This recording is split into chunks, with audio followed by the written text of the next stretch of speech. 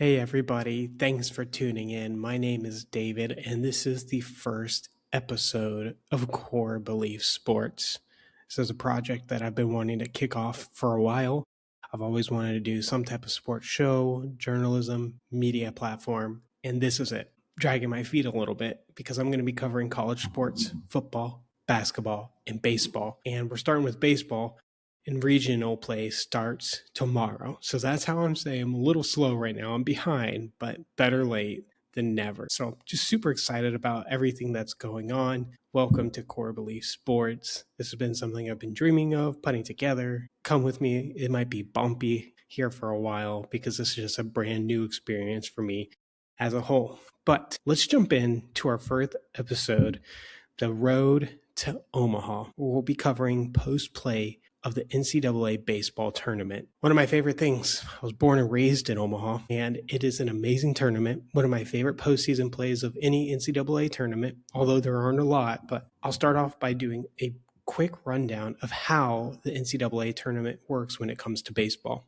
There's three main parts. We have regional play, we have super regionals, and then we have the College World Series, which is in my hometown of Omaha, Nebraska, where 8 teams will face off there. Now, important things to know if you're kind of new to college baseball as a whole, or if you're just jumping in now, this postseason play is a double elimination format. So teams are broken up into 16 sites. So the committee decided the top 16 seeds, and each regional host 4 teams. So there's 4 seeds, 1, 2, 3, 4, and each host has 4 seeds at that place, in the top 16 seeds. And they will play a double elimination style tournament overall, but also miniature within each. So regional, out of those 4 teams, double elimination. So winners bracket, losers bracket, and championship series. And then, of course, the if needed game at the end for that championship series of the regional play. Winner of the region goes on to what we call as a super regional. The host will be the higher seeded team with a host that's matched up. For example, we're going to look at a regional in Lincoln, Nebraska. They are paired up side by side to another host in Auburn. And if Nebraska and Auburn, say, both win out, the top seeds win out, Nebraska would be traveling to Auburn, which is the top seeded, like a higher seeded than Nebraska. That'd be super regional. And there in the super regionals, best of 3, same style, double elimination. Got to lose twice to get kicked out. Winner of that moves on to Omaha, where it's another mini tournament inside the larger tournament, also double elimination, 8 teams, and it's 4 teams on each side of the bracket meeting up for the championship series. So what we're doing here, although it's late, many of you will probably see this after these games have already been played. But like I said, amateur at best when it comes to the sports media thing. I had to get my feet in and start doing something. So let's go ahead and jump into D1 Baseball. I love their podcast. I love their platform. I know Diamond Baseball Stats is also partner with D1 Baseball, but they also have a great postseason app where you can do a bracket challenge. All right. Okay, so I have it posted here. I have it showing on my screen now. And like I said, there's going to be 16 seeds. And if you're not watching with me and you're listening on Spotify or any other podcasts like Apple Podcast, I'll try my best to not reference visuals or at least describe them. So we're going to start off in the Los Angeles region. The host team, number 1 seed, UCLA. I think this one's easy for me. I got UCLA winning it, and I think the runner-up team here will be Cal Poly. Call me crazy. Virginia Tech is a great ACC school. We see here their RPI is 7-13. And I mean, their record 7-13 versus teams ranked 1 through 5 in the RPI. Their strength of schedule is 17. Great resume. I just have a feeling that number 3 Cal Poly can make it to the championship series. Not as strong as resume. They have an RPI rank of 74, and their record versus top 25 RPI teams is 3-8. But I just feel great about Cal Poly down there at UCLA. But of course, I'm not going to spend too much time in this region in Los Angeles. The Bruins move on. It's a no-brainer. Morgantown, West Virginia hosting a regional over playing in the Big 12. Great season for them. They did great against Kansas in the regular season and then lost to them in the Big 12 championship. but didn't affect them in the seeding too much, as Kansas is, as we'll see here, I believe they're ranked 16th, the last region, or 15th. I'll have to double check. So Morgantown, who do I have? I have Wake Forest coming out of Morgantown with West Virginia as the runner-up. Wake Forest, a dangerous 2 seed coming out of the ACC with an RPI of 20, and their DSR is 16.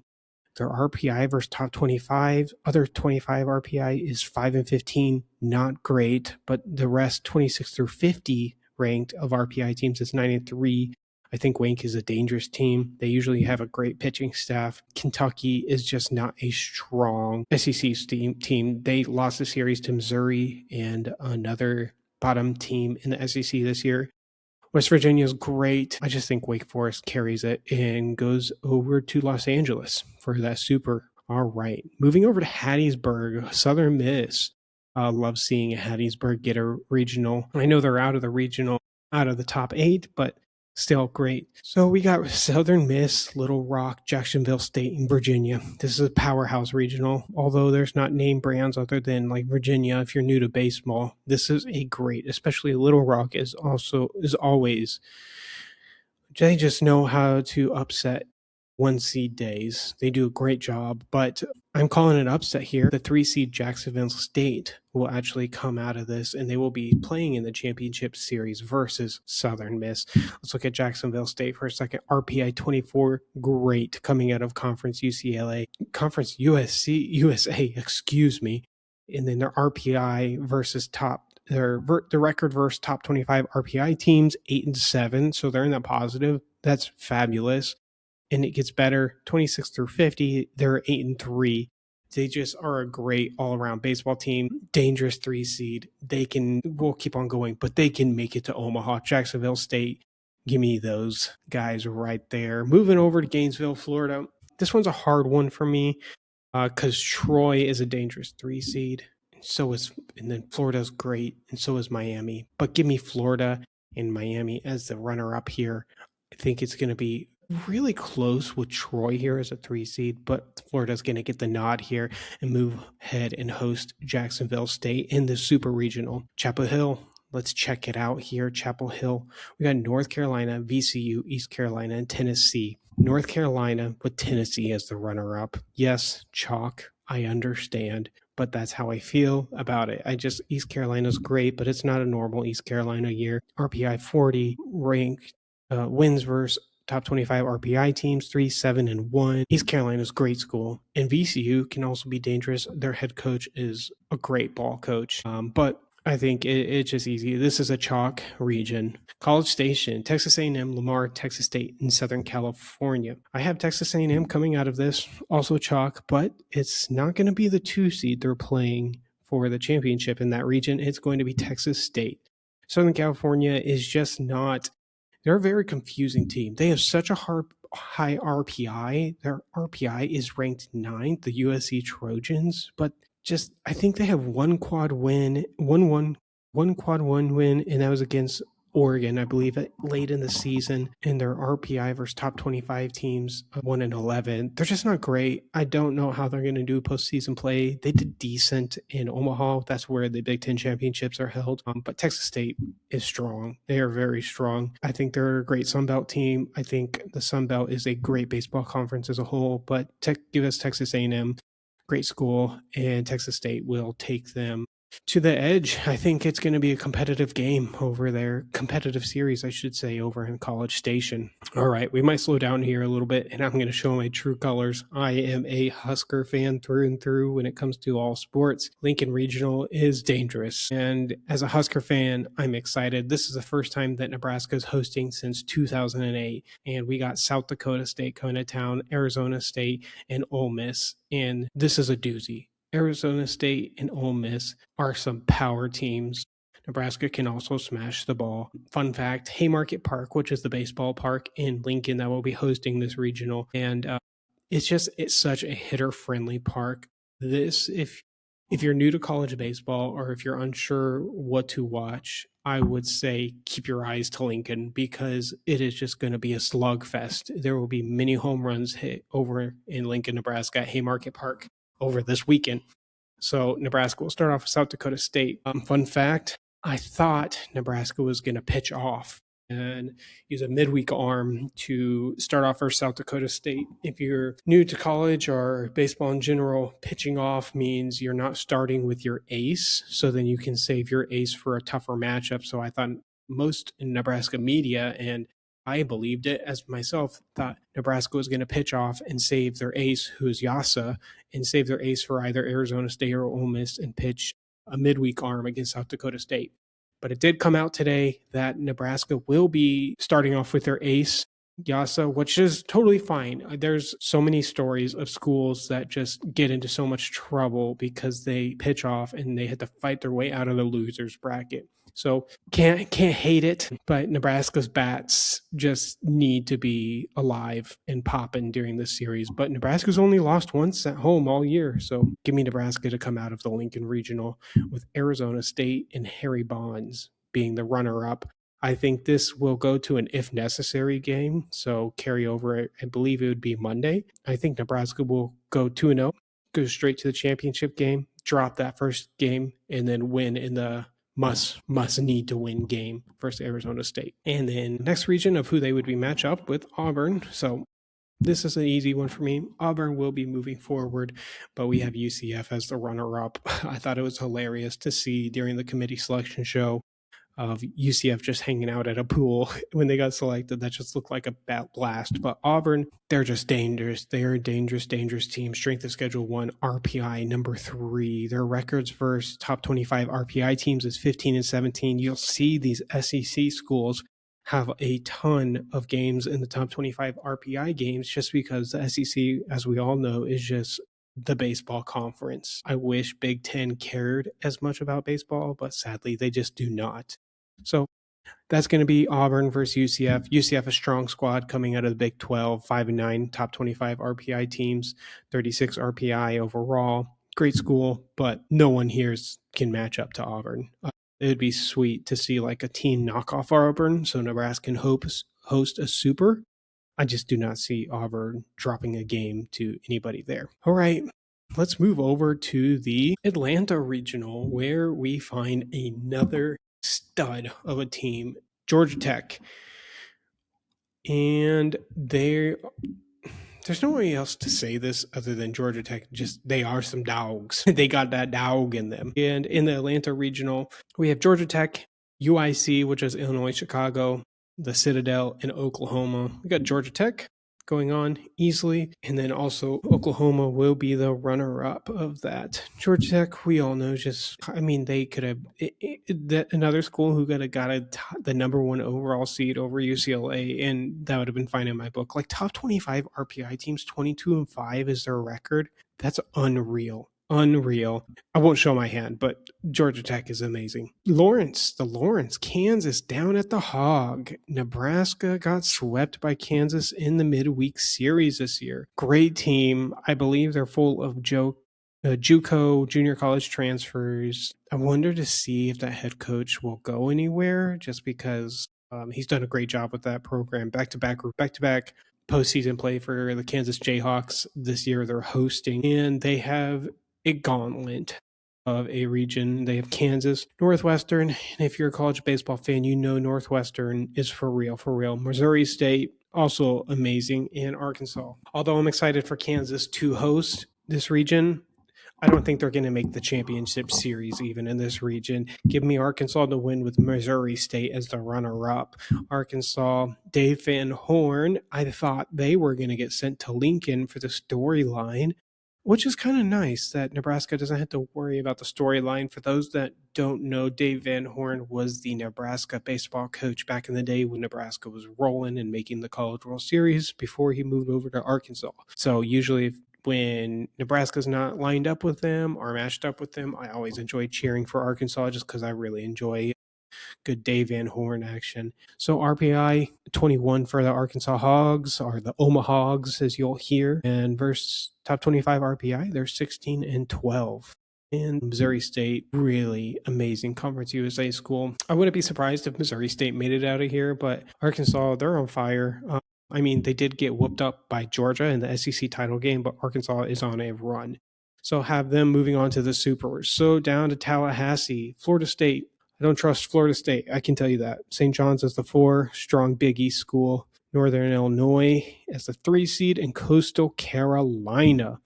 Coastal Carolina is got a 27 RPI, top 25 RPI record, 9-9, so sitting at 500 there. That's great. Strength of schedule 24. So Coastal Carolina is looking good. I actually have Coastal Carolina winning the Tallahassee Regional, and they would be beating Florida State. I don't think Florida State is that strong. Their RPI is 8, and I know the Florida State fan base is going to come at me for this, but I just do not think they're as strong as what they say on paper. I think Coastal Carolina will break out of this region and make it to the Supers and match up whoever makes it out of Tuscaloosa. And moving to the Tuscaloosa region, we have Alabama, Alabama State, USC Upstate, and Oklahoma State. I'm super excited for the championship series, which I think we all believe it's going to be Alabama versus Oklahoma State. Alabama ranked 6th, 500. It's 15 on the top 25 RPI, and then Oklahoma State 10-12, very close to 500, just short. I think this will be all the way down to a if necessary game. But you know what? I was going to go Alabama, but I'm calling it live right now as I'm recording this. Give me Oklahoma State with Alabama as the runner-up. That's a fun super right there with Coastal and Oklahoma State. They're both 2 seeds, so I would have to double check to see who would host that, who is ranked higher. 27. I would think that Coastal would get the nod. I think they have the higher seed, but I could be wrong. I don't know off the top of my head. Sorry, amateur at best, like I said. This is my first time doing this, but I'm excited. That would be awesome to see a 2-seed Coastal versus 2-seed Okie State. Let's go to the Austin region. Good old Texas Longhorns, Holy Cross, Tarleton, and UC Santa Barbara. Guys, I thought I was going to go chalk. I'm going more upsets than I thought. I think Texas drops it here to UC Santa Barbara. UC Santa Barbara is very good squad out of the Big West. I believe is the Big West, RPI 38, 4-6 in the top 25 RPIs. And then the Longhorns, great. They have a great resume. I just don't trust them. And the other 2 teams in that region is Holy Cross and Tarleton. But give me the Santa Barbara, UC Santa Barbara. I really believe in them. Let's move over to Eugene, the Ducks. The Ducks are feisty this season. That squad is scrappy. So we got Oregon, Yale, Washington State, Oregon State.